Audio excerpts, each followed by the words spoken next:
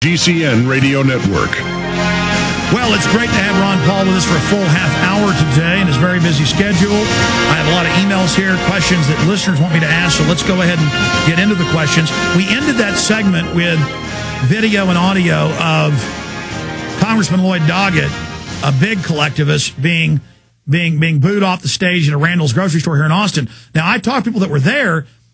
They said, we don't want this. And he said, I don't care what you want. I'm going to do it. I saw him during the cap and trade say, I don't care if I'm getting 5-to-1 calls against this. I'm going to do it. That seems to be his call sign. And then the media is acting like it's un-American and bad that citizens would dare chant at him. Is it un-American to go talk to your politicians? Well, when we can't do that, it's all over. You know, the First Amendment tells you something about petitioning Congress and having some redress. So I would say that if they ever get to the point where they want to enforce that, where you can't call down your elected officials, the ballgame's over. But right now, I think there's still enough room. You're still on the radio. I still speak out. I still am in Congress. So we have a vehicle. The answer is going to be, can we awaken and alert enough people to become activists and rally the cry for freedom? So the control freak statists are in a race against time. We're in a race against them. Where would you put our situation as humanity, as an American people? We see a huge awakening taking place. Is the momentum beginning to shift in our direction? I don't think there's any doubt about it. I keep thinking about what our history was like in the 20s and the 30s. In the 20s and the 30s, early 30s, everything had already shifted intellectually. But even when Roosevelt ran in 1932, he ran on a conservative platform, the gold standard and balanced the budget, and criticized Hoover for doing all the dumb things. But the intellectual community had already come to the welfare state and socialism, and that, of course, is what Roosevelt responded to. I think it may well be reversed right now, because now when I go out and talk to colleges and campuses and kids and all, they know what Austrian economics are, and they know about the Federal Reserve. I mean, just think of the momentum we have on the Federal Reserve, auditing the Fed. So I would say underneath the momentum is on our side. But in Washington and the intellectual communities are still very statist. So this to me is very encouraging, but we have to translate that eventually into political action. But the contest is on, and we have a long way to go yet. Congressman, what are the tricks up the sleeve of the establishment? The people don't want socialized health care. They don't want open borders. They don't want new wars. They don't want a private Federal Reserve that's above the law. But the establishment, it seems, instead of trying to give an olive branch, seems to be entrenching themselves further. I mean, you're a well-read person. I'm sure you know Alabama's announcing they're going to use regular Army as their new police force. Schenectady, New York's asking for federal troops. The Marines in California are running DWI checkpoints.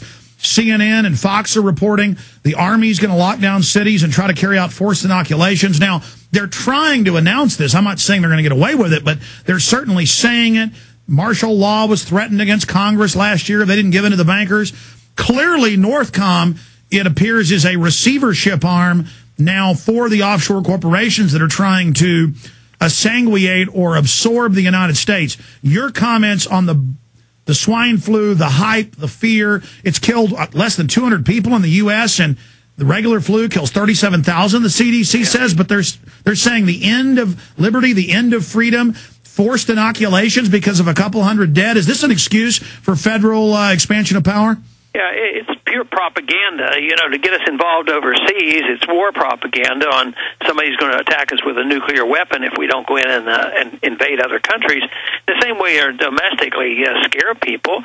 Most people don't know what you just said, that tens of thousands of people die from flu every year, and now we have a couple hundred, and they want us to just sacrifice our choices and just say, oh, okay, if you tell us we need a shot, we'll do it.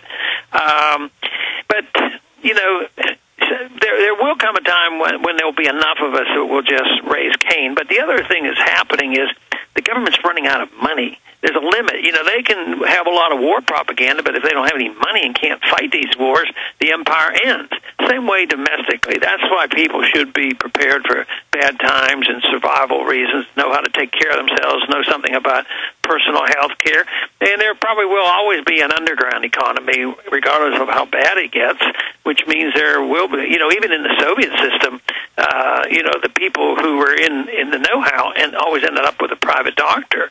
But let's hope it never gets that bad. That's the whole thing. That's what we work so hard to try to prevent.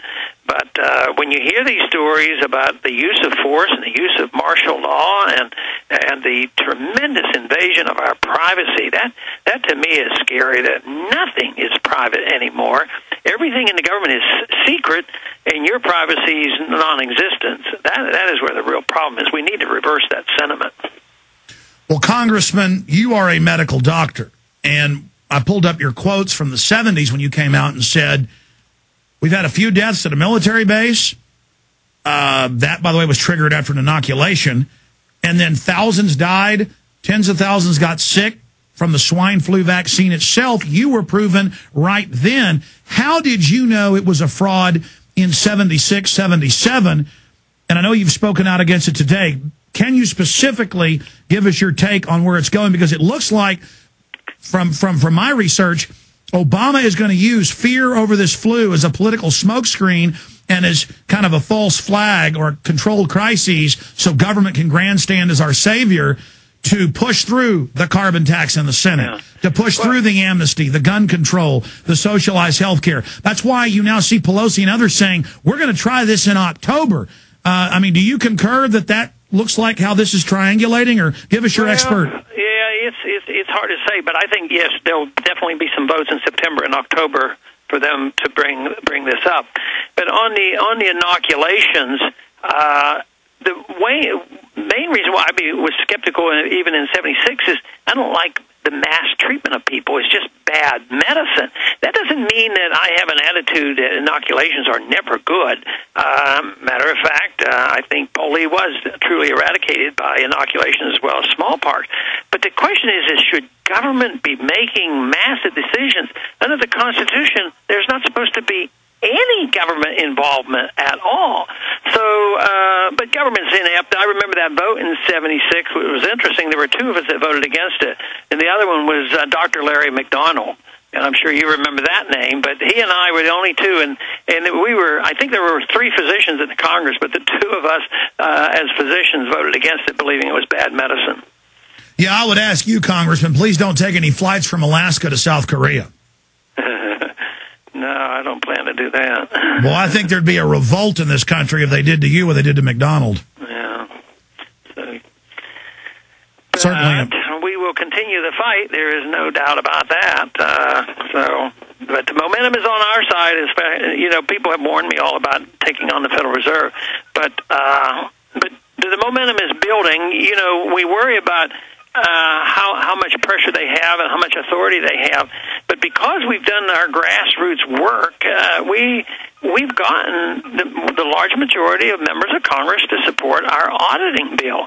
And that didn't come from me persuading the congressman. That came from exactly what's going on at these town hall meetings, the people being upset. In this way, I think we harness the energy in the correct way and say, look, there's a problem there, and one of the problems is they don't tell us what they're doing, and here we have this secret organization that prints money, spends the money outside the budget, and people have responded, and that's why we have this 282 members of Congress on it. I suspect we're going to get more. Once we hit the 290, which means that we'll have two-thirds vote, or the 300, right in that area, I think that's the time I'm going to really start putting pressure on the leadership to bring this up. So far, they're indicating that they'll bring the bill up, you know, in a mixture of other bills, but they might get bogged down. So I think after we go back there, you may be hearing some announcements on where we want to direct our energies, because we have such great momentum on that issue. And then if the Senate tries to block it with a procedure, that is going to be political suicide, isn't it? Because, I mean, in polls, over 75% of Americans want to audit or abolish the Fed. That will only say, what are you hiding? Why can't we look at what you're doing? I mean, did you see Bernanke? Well, obviously you did, sputtering and bumbling around on PBS in Kansas City about why no one can see the books. I mean, he looked like Sylvester caught with Tweety Bird feathers sticking out of his mouth. Yeah. And, you know, what I'm suspecting, and we'll see if I'm right about this suspicion, is I think eventually they're going to use national security as an excuse to keep the books closed.